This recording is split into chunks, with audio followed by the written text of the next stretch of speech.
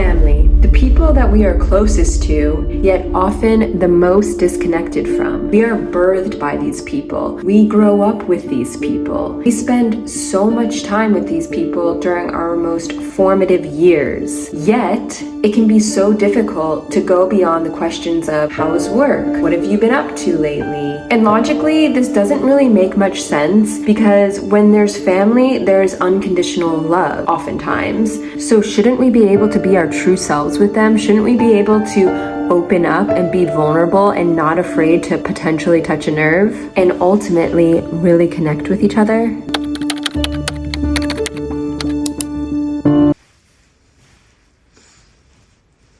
Number 1, practice radical acceptance. Radical acceptance comes from DBT, which is dialectical behavior therapy. It actually consists of 10 steps. I'm not going to go through each step, but I will post them right here and you can review them on your own if you'd like. But I'm just going to talk about it a little bit. When they say things that you don't agree with, just remember that they have their own view of the world, just like you have your own view of the world. How can you connect with someone who you're constantly at war with, that you're constantly creating friction with? Of course, you can have a healthy disagreement, but if you're just constantly going against what they say, they're going to back off, They're going to feel, okay, the next time a similar situation arises, I'm not going to want to open up to this person because I know that it's just going to be met with friction. So practicing radical acceptance allows you to have these kinds of healthy arguments or conversations because you can get over when someone says something you don't necessarily agree with because you just accept it. You just surrender to the fact that they have a different view than you. You're not going to change people in a single holiday occasion. I'm sorry to tell you, it's just not going to happen. Instead of fighting uncomfortable or painful experiences, just accept them because the fight in itself is just going to contribute to more suffering. And that's really what radical acceptance is all about. And if you're able to lay the groundwork and build this foundation of radical acceptance, the next 4 steps are going to be a cinch. Let's move on to number 2. Interruption. It's kind of funny how when you don't put makeup on for a full week and then you put it on and you're like, oh, I'm kind of hot actually. Number 2. I don't know if you can see me. Can you see me? Number 2 is podcasts. Why can't I say podcasts? Podcasts. This word here. And not just any kind of podcast, but thought-provoking, ones about existentialism, the ones that are about deep.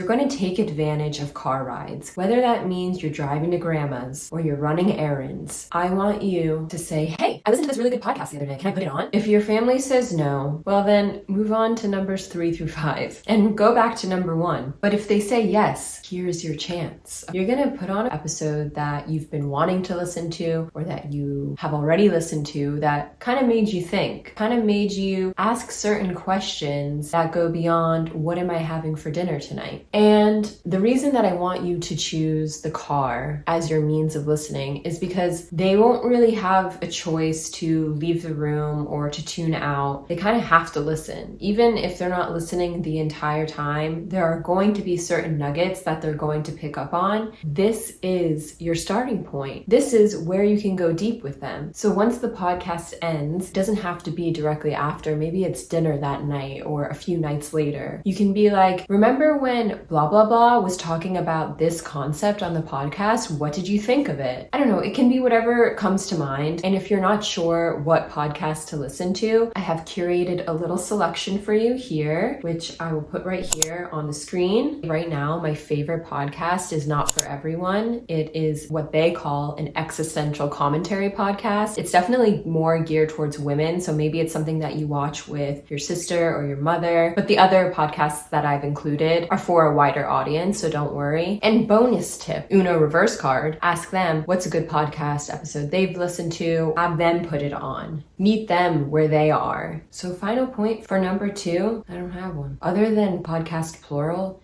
is really hard to say. Okay, moving on to number 3.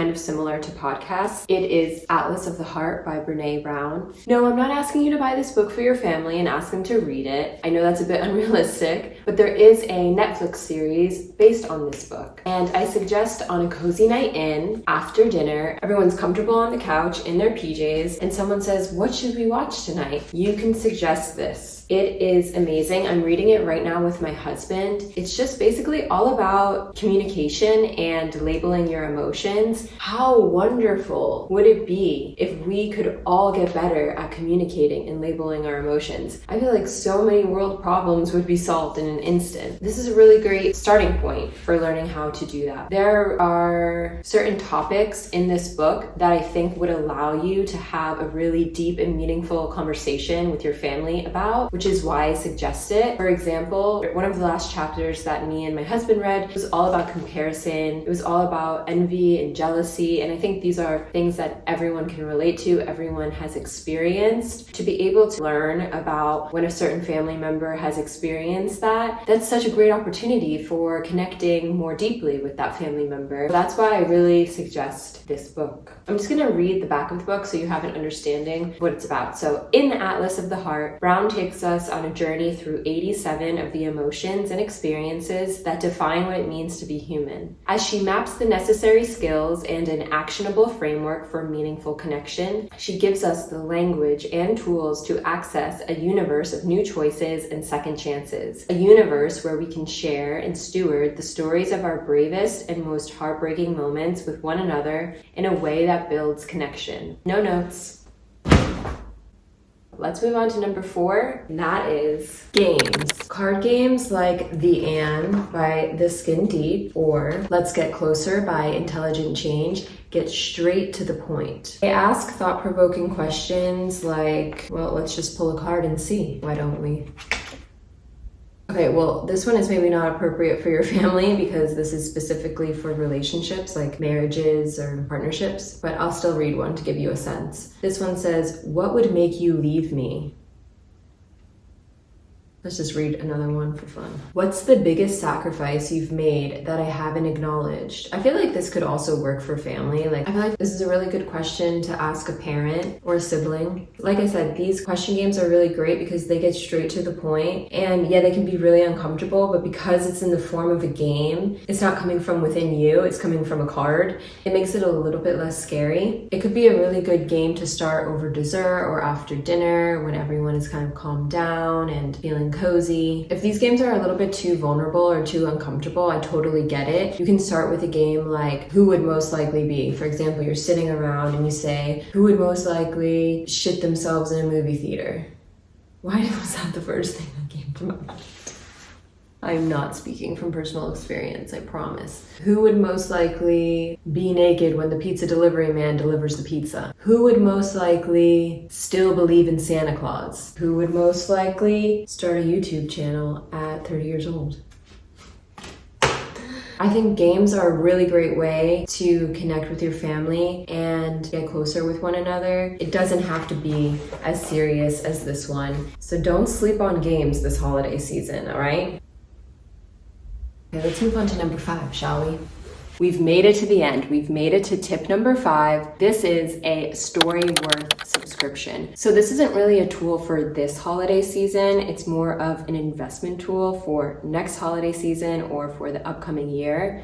Storyworth is a memoir writing subscription service. So for 1 year, every single week, the recipient is sent a question about their life and they have to answer it. And then by the end of the year, all of their answers are compiled into a hardcover memoir. Like I said, each question is about life, about past experiences. It allows the recipient to go deep, or at least give them the opportunity to go deep. And in turn, then you can learn more about them and better connect with them. I mean, how fun is that? How cool is that? Some closing remarks for you. I know family isn't always easy, but the connections that you build with them are what make life truly meaningful. And you'll create memories that will last you for the rest of your life. It will bring you so much fulfillment. When you're going through a hard time with your family, just remember that. Keep that in the back of your head because I know you're not gonna always see eye to eye, but but it's family. They're your loved ones. The key is really just to be open, present, and willing to step outside of your comfort zone. Thank you for watching. I appreciate it so much. This video is really near and dear to my heart. If you liked it, please be sure to give it a thumbs up. So be sure to subscribe, tick the notification bell, and I will see you in the next video.